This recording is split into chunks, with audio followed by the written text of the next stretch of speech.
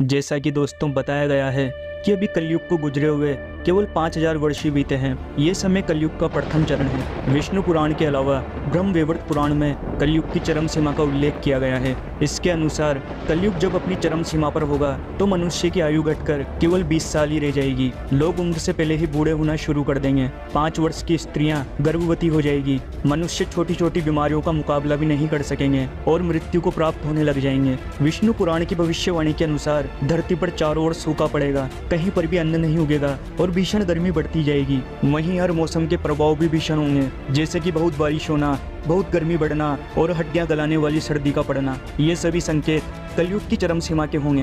दोस्तों, कलयुग आखिर क्या है? इसका अर्थ समझें तो कलयुग का अर्थ होता है काला युग, यानी एक परछाई या कहें एक आभासी युग। कलयुग के कालेपन में सभी रंग कहीं गुम हो जाते हैं और सच भी किसी मिथ्या यानी झूठ जैसा ही प्रतीत होता है, जहां हर प्राणी के मन में असंतोष की भावना भरी रहेगी। लोग एक दूसरे से बिना किसी वजह के द्वेष भावना रखेंगे। दोस्तों, महाभारत के बाद ऐसी कई अप्रिय घटनाएं हुई है, जिसके बाद कलयुग आगमन की गति बढ़ती गई। जैसे श्री कृष्ण का मानव शरीर को छोड़कर बैकुंठ गमन करना, पांडवों का स्वर्ग जाना, यदुवंशी कुल का विनाश होना आदि ऐसी घटनाएं थी जो कलयुग आगमन का संकेत बनी। कलयुग कब खत्म होगा? कभी न कभी आपके मन में भी ये सवाल आता होगा कि दुनिया में जितने भी दुख हैं, अगर वे कलयुग के कारण हैं तो फिर कलयुग का अंत कब होगा? हमारे आसपास पाप बढ़ते जा रहे हैं। हम रोज ऐसी घटनाएं देखते और सुनते हैं जिससे मानवता शर्मसार होती है। कुछ लोग ऐसे भी हैं जो दुख के सागर में डूब चुके हैं। ऐसे लोगों को हर पल इंतजार रहता है कि उनका दुख दूर करने के लिए भगवान फिर से धरती पर अवतार लेंगे या फिर ऐसा कोई चमत्कार होगा